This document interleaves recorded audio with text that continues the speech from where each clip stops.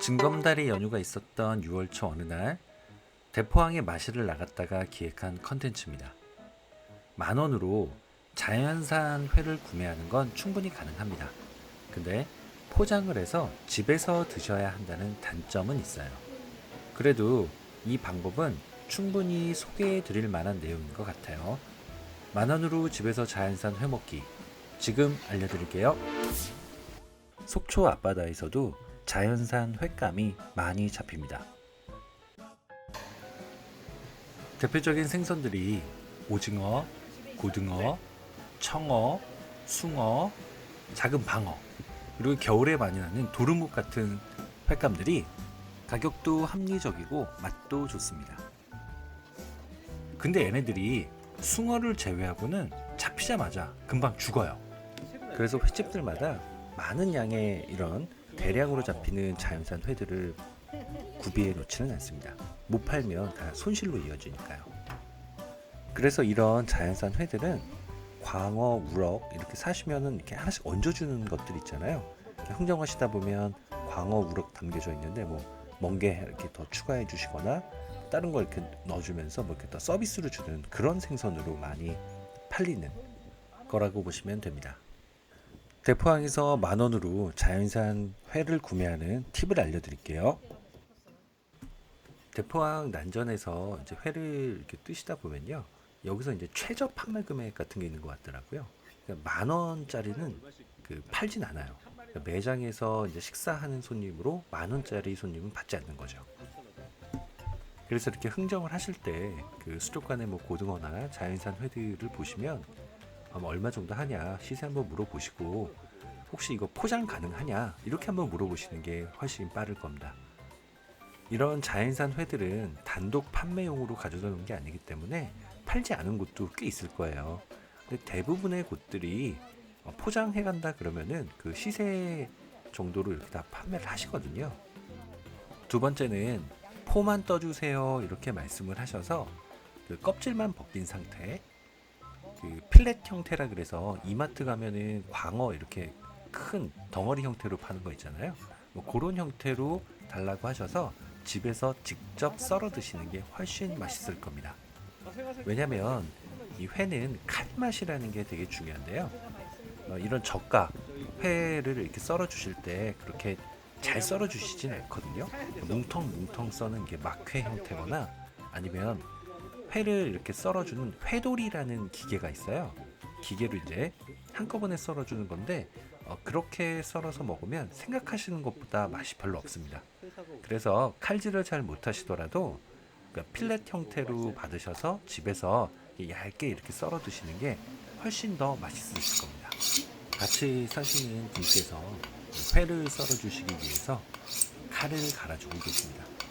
각종 요리 대회를 씹어 드신 분이셔서 그런지 칼 가는 포스가 예사롭지 않네요. 회를 이렇게 하나하나씩 떠가지고 접시에 이쁘게 이렇게 배치하는 거를 나라시라는 표현을 씁니다. 뭐 일본말 은어인 것 같은데요. 군대 다녀오신 분들은 왜 야 오늘 나라시 작업이야 그러면 이렇게 평탄화하는 작업을 말하는 거잖아요. 근데 뭐 딱히 대체 용어가 없는 것 같아서 계속 나라시라는 표현을 계속 쓰는 것 같습니다. 뭉텅뭉텅 막 이렇게 손가락 크기만큼 이렇게 썰어서 먹었던 회를 막회라는 표현을 쓰고요.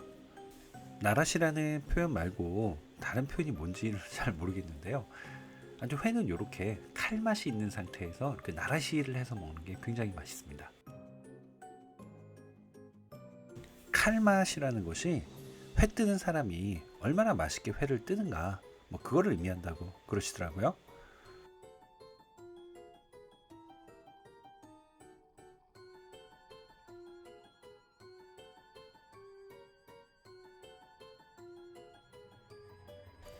네, 고등어 회 한 접시가 완성됐습니다. 감동스러운 비주얼이네요.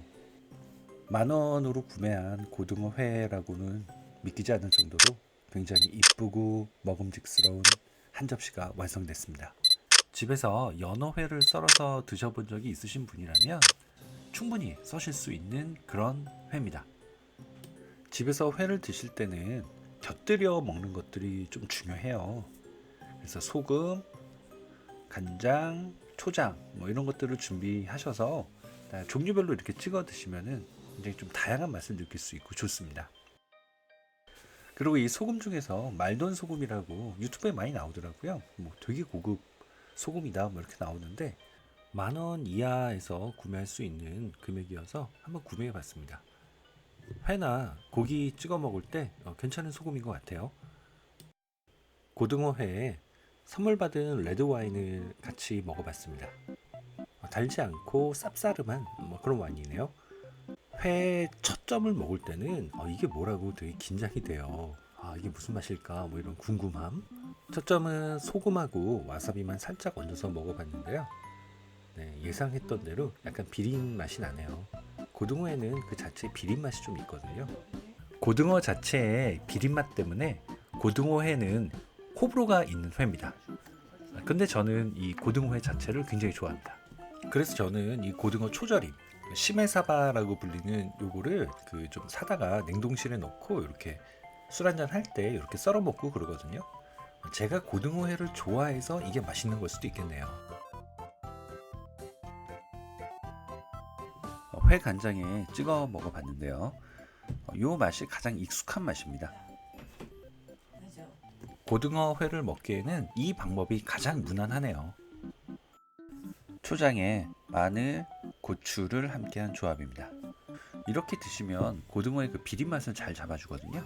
간이 세기 때문에. 곱창김에 초장, 회간장, 마늘 이렇게 같이 해서 먹어봤습니다. 이날 먹은 것 중에서 이 조합이 가장 맛있었고요.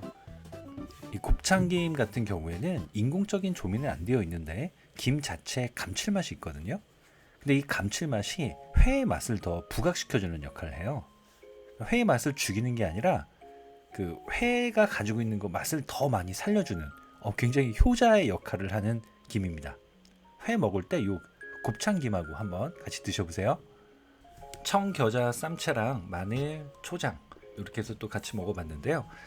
요거는 그 노지에서 재배한 그 청겨자여서 그 겨자 향이 굉장히 강했습니다. 그래서 어떤 거의 고등어의 맛은 느껴지지 않는 어떤 야채와 마늘, 초장의 맛이었던 것 같아요.